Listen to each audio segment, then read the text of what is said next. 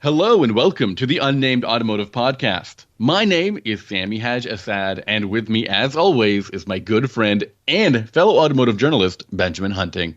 Say hi to the people, Ben. Greetings, human listeners. Greetings to everyone. If this is the first time you're listening to our podcast, thank you for trying something new. I will reiterate that Ben and I are a pair of automotive journalists, but more important than that, we're very good friends. Isn't that right, Ben? Who can rank what's important and what's not important? Well, I'm trying right now, and I would put that above the other thing. How many friends would you say, Sami, your infant son has? I'm not sure. I haven't asked him. Does he make doesn't friends? Have a Facebook account. Does he make friends? I know he goes to various classes. And how do infants interact with each other? Do they make friends? I don't think they recognize I think he's just getting to that stage where he recognizes other children, maybe. As being external to himself. Yeah. I'm always concerned if he even realized, like, we're the same species, that he's related to us. Does he even think about species? So, that's a good question. So, if you have a child, a very young child, and you also have a cat, does the child think the cat is just also like the child? That's exactly what I believe. That's what I believe. Yeah, I think you're right. Yes. It's concerning to me because I believe he thinks me and him are equals, and we both listen to his mom, which is not true. But I mean, not a bad way to set him up for life. But it's just funny because sometimes I'll be feeding him and then he'll just turn to me and he'll try to start feeding me. I'm like, no, I don't want to eat your food. I mean, well, you shouldn't turn down the generosity of an infant.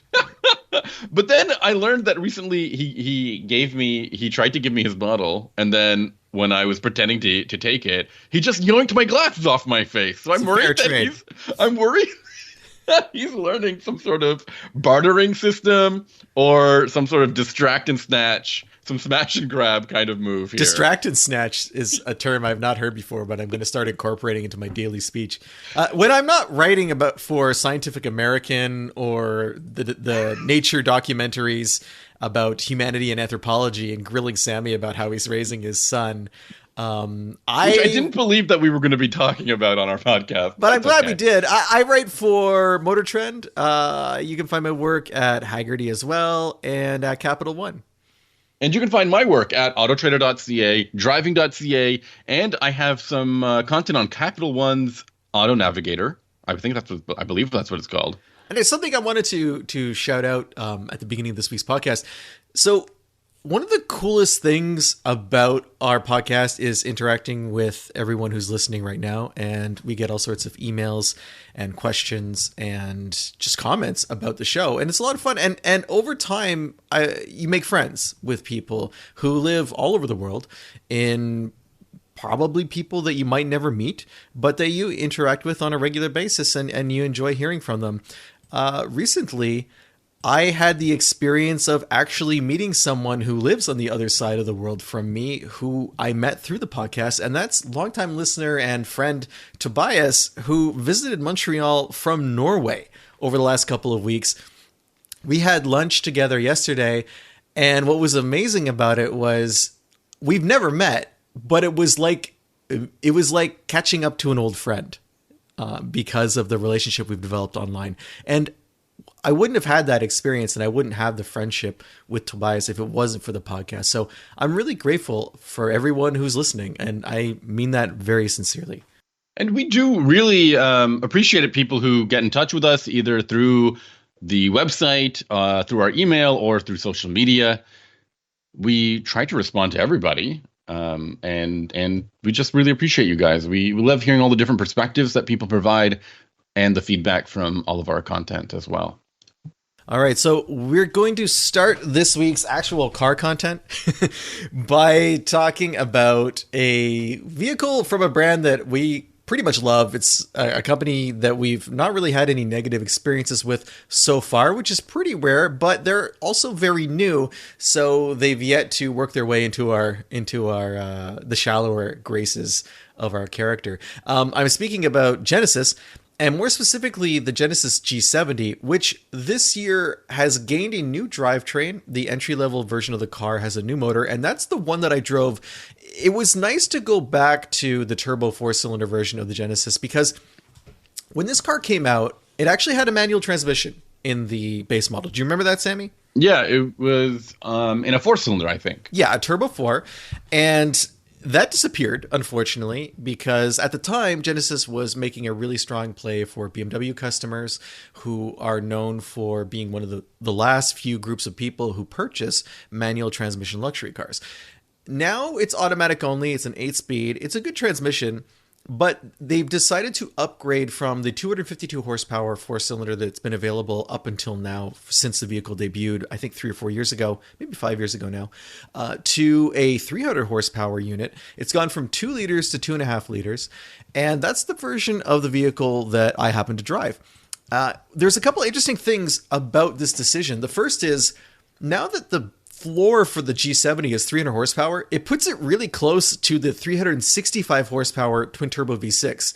Sammy, do you think that's a good idea? I think that's okay because the 6-cylinder has a ton of torque, right? And it's also not far. I mean, this motor is not brand new, I don't think, because other vehicles in the Genesis portfolio have that same split, a 2.5 and a 3.5, right? Well, it's a 3.3 actually. Oh, they haven't given the 6-cylinder the 3.5 yet. Well, if you think about it, now we're talking. Well, what vehicles in the Hyundai lineup have a 3.5 twin turbo? None. Yeah, so I'm not sure where you're getting this 3.5. Where I'm getting this 3.5, I believe the GV80 has that. I think the GV70 has that. But those are class above vehicles. And are you sure about that with the GV80? I think it's a 3.3 across the board. No, I'm pretty sure it's a GV80 definitely has a 3.5. I wonder if that's a torque issue where they're like, they have this larger, heavier SUV. So instead of the entry level version, they're going to give you, the. And the G80 also has a 3.5. No, I'm lost that. I don't know why there's this different motor. But so that's what catches me off guard. I think the 3.3 is old stuff. 2.5 is new stuff. So what you're saying is for 2026, because the 2025 model has already been announced, we're going to see the 3.3 be replaced. If they can fit it, because it's a similar platform, I believe, to the G80. Yeah, I think it's identical. So it's all going to come down to whether or not, it fits. It should fit. If a 3.3 fits. It's not going to be any different, I don't think. I think, though, the question comes down to protecting a few things in the lineup. Like if you have this entry level car, which the G70 is, and it has a slightly smaller motor than the G80, then that's easier for salespeople to deal with in the showroom, right? Like they can upsell you to the other one.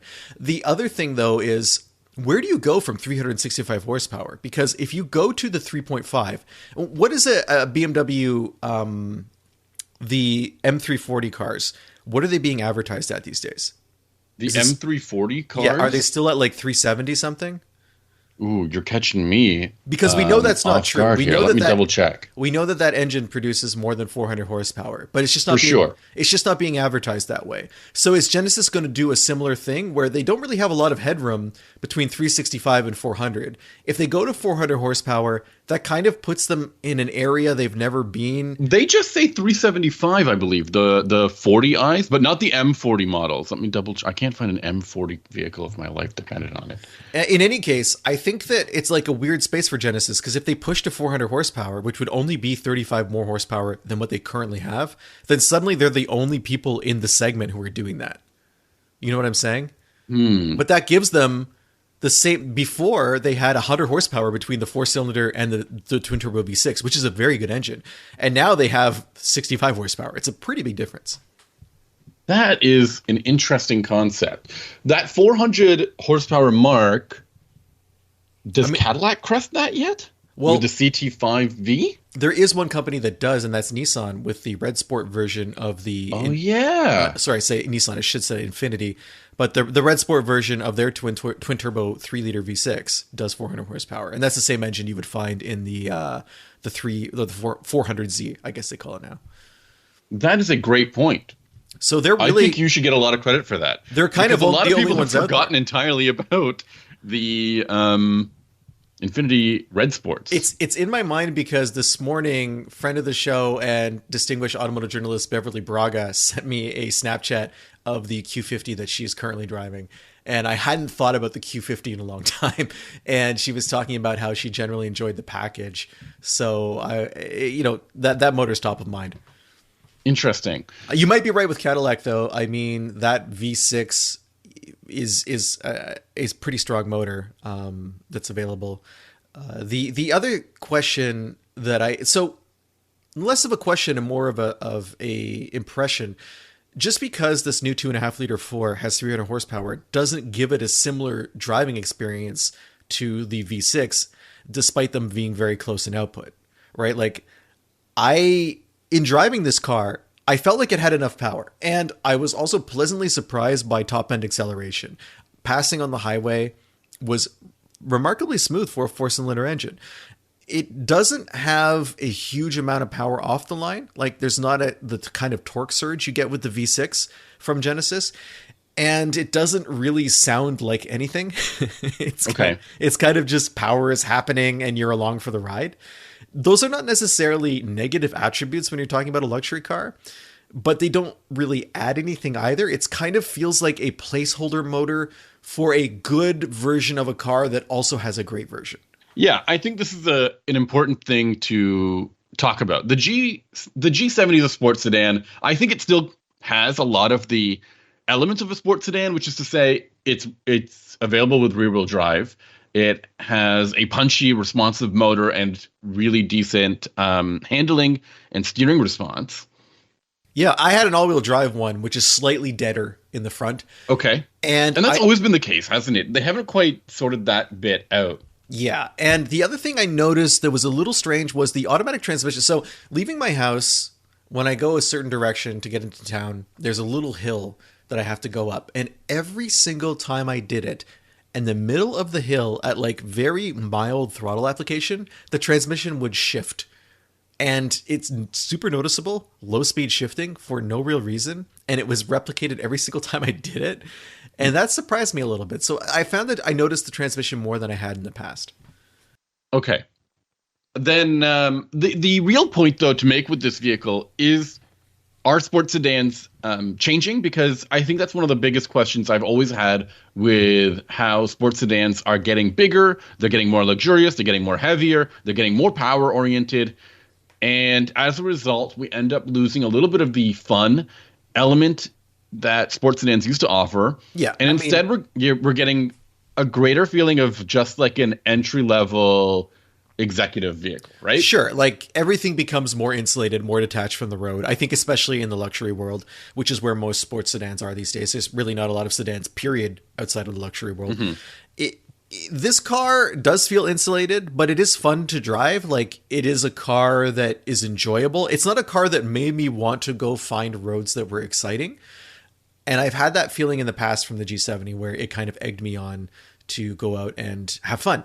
This car is that in the manual model or the 6-cylinder model? The 6-cylinder model. Okay. The 6-cylinder model, really. And the other thing that's odd, when you're comparing these two engines, the 2-liter previous to this car, so even smaller motor, was just about as efficient as the V6. Like there wasn't a huge fuel economy penalty for going with the bigger motor.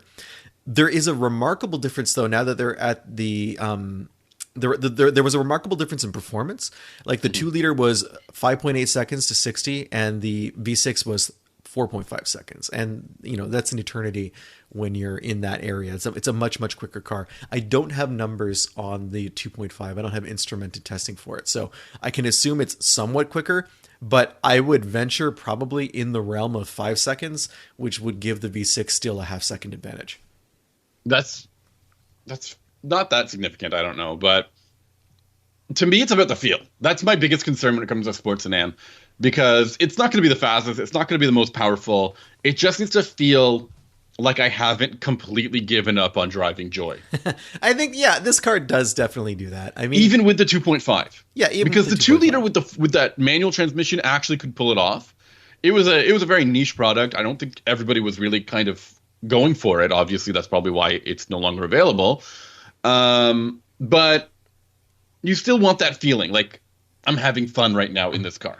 What I think is interesting is what vis-a-vis what you're talking about, fun factor. If you look at the pricing for the base model G70 with this engine, this 300 horsepower engine, It is $41,500, which puts it right in the realm of the hot hatches that we were talking about, I think, last week. I'm sorry, repeat that again. That doesn't sound right. Really? It's in the US, it's $41,500 for the most affordable G70. So interesting. I can get, what were the hot hatches we were talking about last week? You can get I don't know if it was last week, but it was definitely recently, stuff like the Type R Civic. I'm going to look at the Toyota, or what's it called? The Golf Yaris. The Yaris GR? Or what is it called? No, the GR is like $38,000. It's all in this neighborhood of like $3,000 or $4,000, hovering around the $40,000 mark. And the reason I'm bringing this up is because this is a price point where you have to make a choice. And that choice is often presented as, do you want an all-out performance car that is going to skimp on luxury and comfort, or do you want to go class above and get an entry-level luxury car, and then you ask yourself, how much driving fun am I giving up to do that?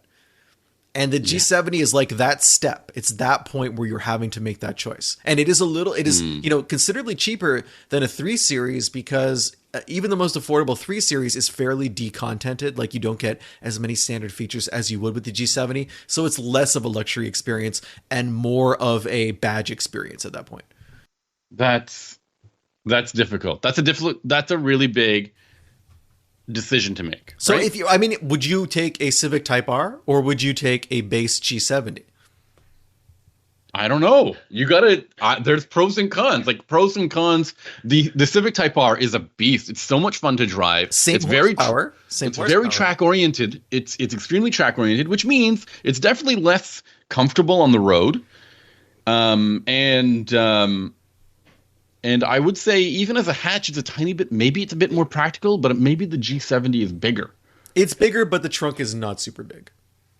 Okay. So I would say practicality. And it's manual only. Yeah. Which is cool. Yeah. I mean, it's cool, but it's also, if you have to live commute, in a city, it's not that great. Yeah. And then finally, I think there might be a resale factor with the Type R. I think it might be able to hold its value a bit better than a luxury car, which typically has really poor resale value. Yeah, for sure. So, but am I really leaning towards a Type R in this situation? It kind of seems like you are, but would you want to drive a Type R every day? I mean, lots of people do.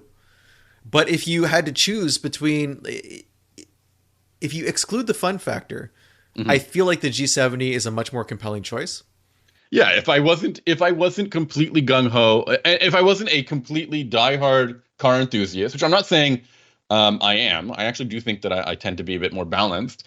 You'd want something more comfortable, more practical, more luxurious, and the G70 definitely provides that. And I think the G70 also answers your question earlier about, is this representing the death of fun? Because I don't think it does. I think it is fun enough for you to drive it and enjoy all of what you just listed and still feel like it's an experience worth having. I feel the Type R gives you the fun factor, but it really pulls back from everything else. My major issue is the Type R is among the best in its class. Okay. I'm not sure I can say the same about the G70. I actually think that the G70, despite this refresh or this update, is getting a little bit dated feeling. But I think maybe the rest of the class is also kind of feeling like that too. So, I mean, sell me on this. What's going on? Would you take it over the 3 Series? Over a base 3 Series, yes. Okay, because we're talking 4-cylinder to 4-cylinder. Yeah. I think I would also take it over an A4 or a C-Class. I like the styling. I like my vehicle was a fairly high trim level, and it has all that detailing inside the interior that you just don't find in the Germans these days at this price point. Even if you spend a lot of money on the G70, it's not all that expensive. Like, the spread between the most expensive and the cheapest is $10,000. So you can spend $52,000 on the 3.3T with all-wheel drive, which is, I think, a little bit more than you would spend for, if we're going to keep pushing this Type R comparison. I think it's very similar to what you would pay for an Acura Integra Type S. I believe that's right around $50,000. Okay. So if you get a rear-wheel drive 3.3T G70, okay, I'm cutting you off a ton, but this is killer. That's killer. That's a lot more car, I think. The Type S. No, I think the G70 is a lot more. The G70? Yeah. I believe you've told me that Type S is among like one of the best hot hatches one can get. It's a good compact car at the price point, though. I don't think the fun factor makes up for, I mean, it's $10,000 more than the Civic, right? I don't think that makes up for what you're getting with the Genesis with that big V6, in my opinion. Okay. So it's interesting. At that point, too, though, you have other sports car options, like you're right around a base super price. You're already well past a Z. No, let's take the sports cars out, because I think when you're in this class, you're talking about something that's a bit more practical. All right. Right? Like, come on. Let's be real. Somehow Acura is telling me that a base Integra is $51,000. That's too much money. That doesn't make any sense. That is not accurate whatsoever. No, it's not true at all. It's the Type S. It's very, very similar to a Genesis G70. Okay. I think that if you're talking about like high spec cars, I think the 3 Series is equivalent or better. That engine is just so sweet. That straight six engine is incredible. So I think I would lean more towards that in that case, like an M40i, M340i. Okay, cool. So other things about the car, like I said, I enjoy the interior detail. The infotainment system, it worked. The version of the car I had like in front of the gauge cluster, it had kind of, those hybrid systems where there's one part of the gauge binnacle that's analog, and then there's the other part that's digital, but it looks analog, where it's like it's a screen, but it's a screen showing you a dial. So that's kind of what I had going on with this car. Some of the switchgear is starting to feel dated in the way you're discussing, but I do like the fact that I had switches and knobs for almost everything. Even accessing like parts of the infotainment system, like the I guess you call them hotkeys, where I could get from entertainment to navigation to the home screen very quickly. I appreciate having that, and I'm not sure how much longer we're going to see that in Genesis because of how everything is going. And if you start to look at the EVs from Kia and Hyundai, they're moving away from physical buttons, so I'm worried that's going to happen to Genesis too. But yeah, that's a good point. For Canadian pricing, it's obviously more expensive, but not a ton. I don't know. It's $54,000 to start with. Mm-hmm. And looking at the equipment, it seems like you're getting more features than you would from the American one. There's fewer trims. Like in Canada, there's just advanced and prestige, and that's for each engine. Although for the V6, it becomes advanced and sport. Whereas in the US, I think you have... it's divided along all-wheel drive, rear-wheel drive, and then it has a standard package, sport, prestige package, and all those packages start to change depending on your drivetrain. So it's a harder conversation to have, what we just had price-wise, when you're looking at the Canadian market, I think. Okay. I think it's a balanced product. I mean, I think that's where sports sedans always come in. They always feel like they're just straying this line between being... a value-packed, like a jack of all trades, I guess, right? Yeah. And we're just stuck here, where I think that's okay. I mean, I think that's the point. Anything that's supposed to be both sporty and practical ends up being a little bit compromised in some way or another. The hot hatches kind of are super uncomfortable as a result. These things are really well equipped and feature more street-oriented driving characteristics, but are probably not very track oriented. And then you've got their pricing, which can be difficult. But in my opinion, the pricing does sound fairly competitive, because I think you can get some pretty pricey 3 Series and C classes. Oh yeah, for sure. There's 2 final thoughts that I wanted to bring to the table before we stop talking about the G70. The first is the wild card about styling. I think the G70 looks great. I don't think that's true of other cars in its class. I think that other cars in its class look fine, but are quite anonymous. And I think Genesis manages to avoid anonymity with almost all of its designs. So that's a wild card in its favor. The other thing I want to mention before we stop talking about it is, I know that there's probably people listening thinking, why are they comparing hot hatches to luxury cars? And I just want to circle back one more time and underscore the fact that I feel that this $40,000 US price barrier is the tipping point for people who have outgrown a hot hatch and are kind of looking for what's next. Yeah. And because it's a price point they're familiar at shopping with, there are a lot of options there that they're going to be in their minds cross-shopping back and forth vehicles that probably product planners who put them together don't plan on that kind of cross-shopping. Like this is kind of a real-world thing versus a rigidly defined segments of the market thing. That's fair. I agree. But it's worth bringing up this experience because I got an email from one of our listeners. He goes by Al.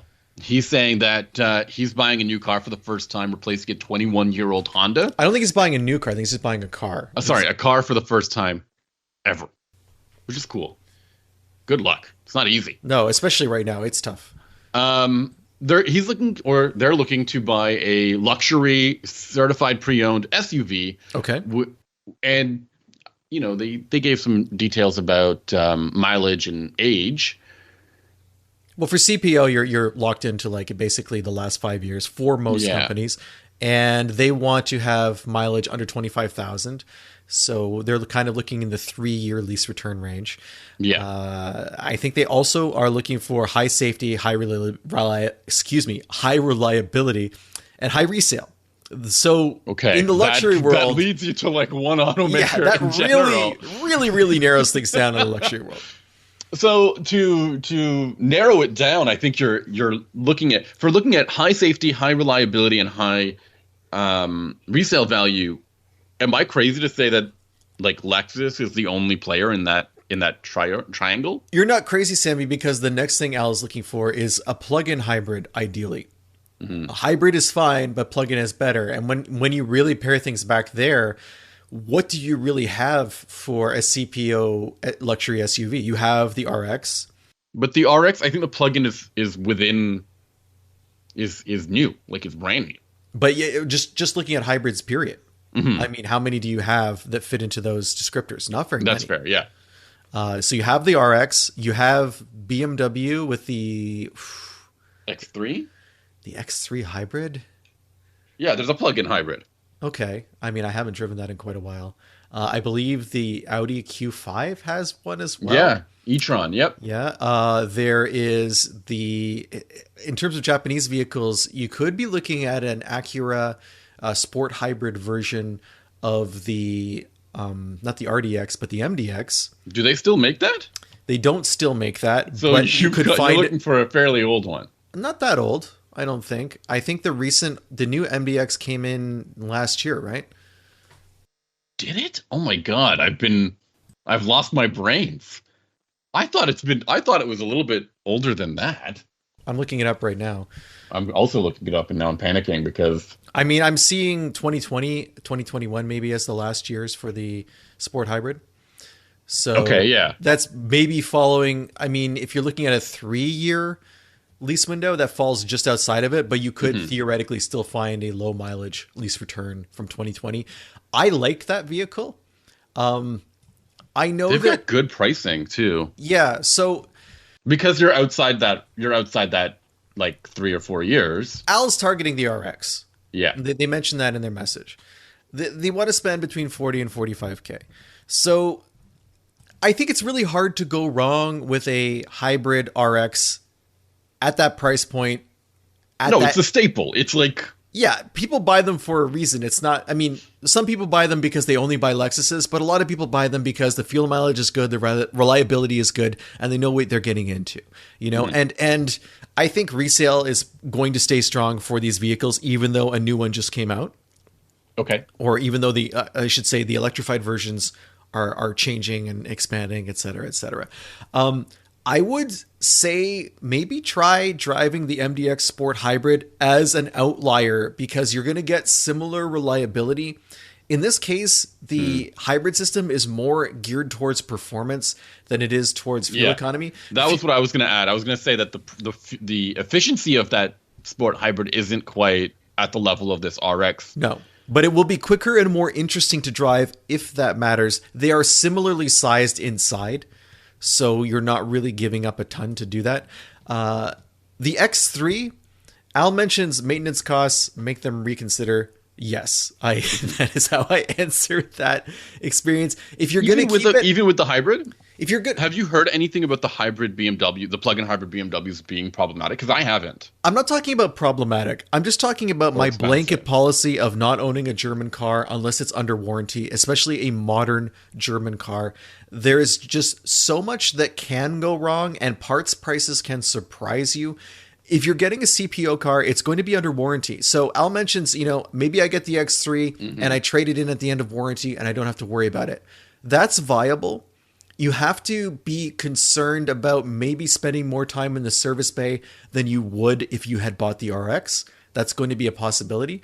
But if you are, willing to keep it for the 3 years or so that the CPO warranty continues, then that's not necessarily a bad choice. I like the X3. Again, like the MDX, it will be more interesting to drive than the RX. Sami, they also ask, what deals signify a good deal? How do you know? What is a win? Yeah. Yeah. How do you know that you're getting good value on a CPO vehicle? Like for you, what does that feel like? CPO is difficult because it's inherently more expensive than just buying a used car, right? But you're getting a lot of protections for that, right? Like you've got to make sure those protections work for you, that you're in that mileage and year range that you're getting the maximum out of it. Yeah, right? because I don't have the particulars of the Lexus CPO in front of me. But what Sami's saying is there are cases where even though the CPO warranty says it has a certain number of years on it, there's also a mileage component and you could mile out before you hit those years. Since Al's looking at stuff that has around 25,000 miles, I don't think this will be an issue, but it is something to keep in mind. I've got to double check. There's also something worth pointing out. Some automakers, I don't think Lexus is one of them, have multiple CPO umbrellas, and one is like a dud. Like one is not a CPO. I don't think Lexus has this problem. They call it just L certified. And then they have Lexus certified, L certified Lexus includes Lexus Care, as opposed to, I don't know, like some other kind of care, which provides a little bit more like standard benefits, including complimentary maintenance and stuff like that. That is a bit of a win. I think that's pretty standard. When you're spending more for a CPO, you expect to get more benefits. And so it's important to take a look at what those benefits are. If you think that they add up, Lexus generally has good reliability ratings. I don't know if you'll be taking any extra trips to the dealership for unexpected maintenance or repairs, but it can happen. And, you'll be getting some value that way. I think L certified is just their new branding for CPO across the board. Yeah. They don't have that second one, that weird. I think there's a bunch of automakers that have a second CPO that it's like cars that don't meet their CPO requirement for whatever reason get this lower branding. Yeah, and the CPO, it's pretty decent. I mean, I believe it's 80,000 miles total. So if you're starting at 25, that gives you a lot of headroom. That is decent. Yeah, you can go back on how much you drive. Yeah. You can go back as far as 6 years if you want to, which is again pretty decent, and that's a very reasonable certification. And you get all the standard stuff like roadside assistance and rental car reimbursement, chip protection. You even get free maintenance as long as within 2 years or 20,000 miles, and it covers 4 services, which is pretty decent.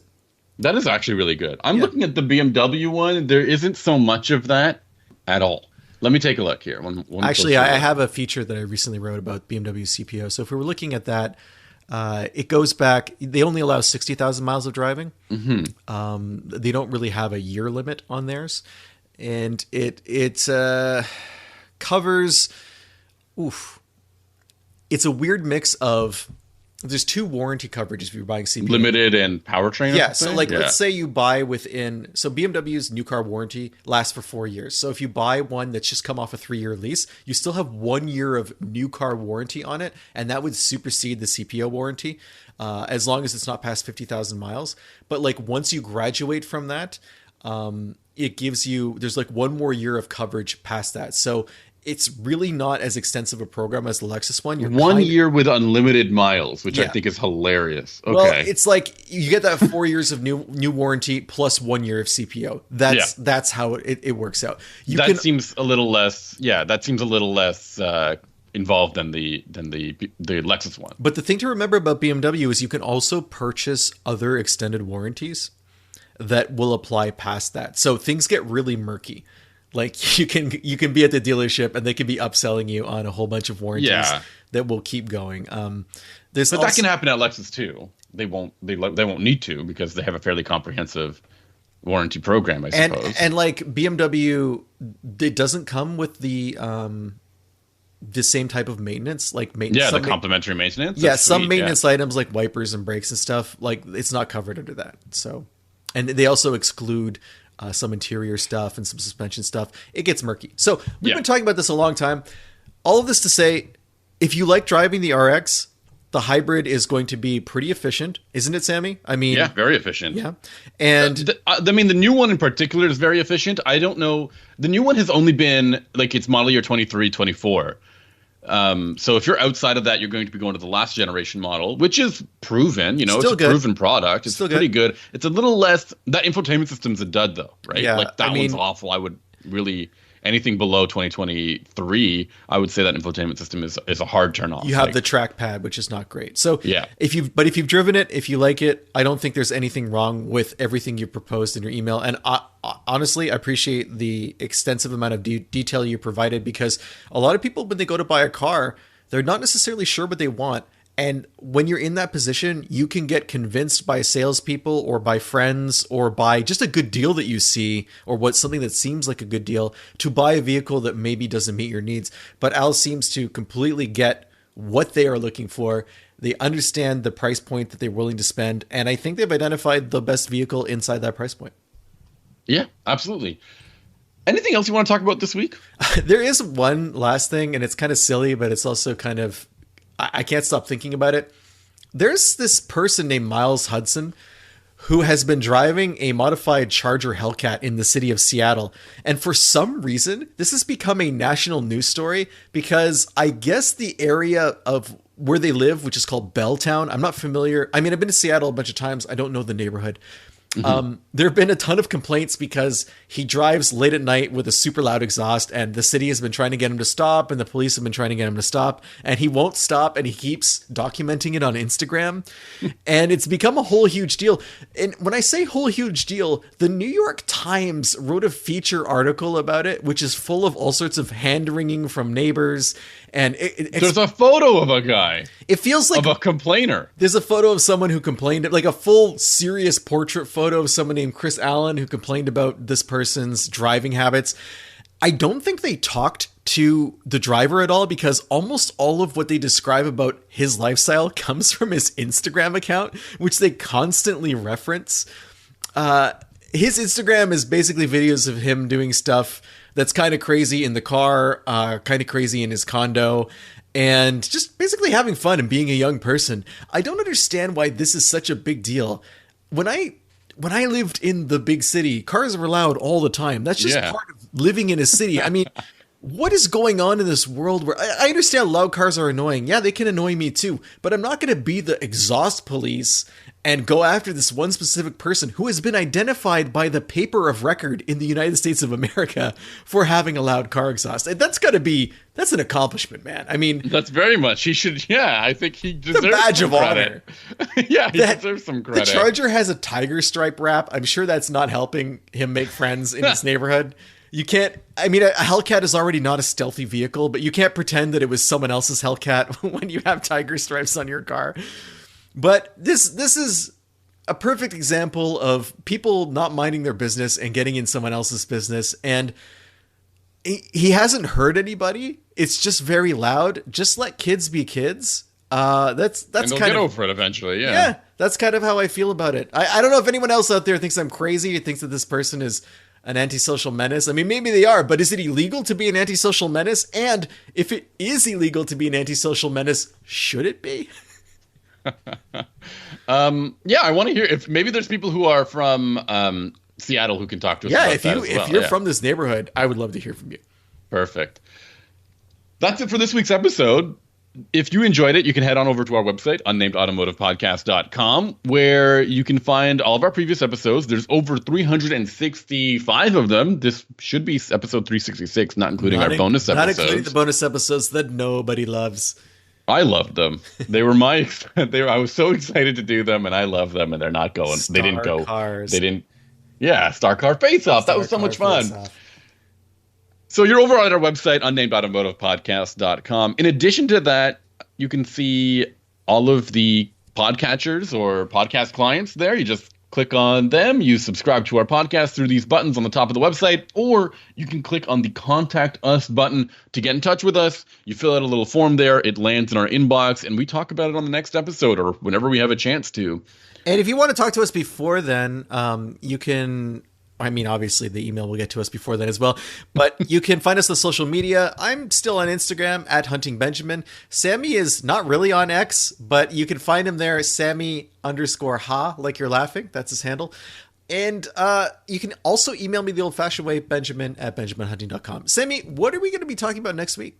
I don't know. What do you want to talk about next week? I'm going to be talking about the Ford Maverick Hybrid, which I somehow haven't driven until now. I've driven the turbocharged version of the truck, which I liked very much, but it's just been hard to get behind the wheel of the front wheel drive hybrid, and that's the one that interests me the most because of just how insanely frugal it is. So I'm going to be putting a lot of kilometers on it, trying to see what the real world fuel mileage is, and I'm excited to talk about that. And there's some rumors that there is going to be an all-wheel drive hybrid in the future, too. I've heard about that. There's also a rumor that I'm going to be driving the Maverick Hybrid to the world's largest video game arcade. So maybe I'll talk about that experience as well next week. I can't wait. What about you, Sami? What are you going to be talking about? Nothing. I got nothing. You're not talking about anything? No, I'm gonna tell you all about the news that's going on this week. Are you going to be locking yourself in a dark room for a full week and just come out blinking in the sunlight ready to do the podcast? I'm almost always doing that. All right. Well, that's okay. Thank you, everyone, for listening. I can't wait to talk to you next week. See you later. Bye. Bye.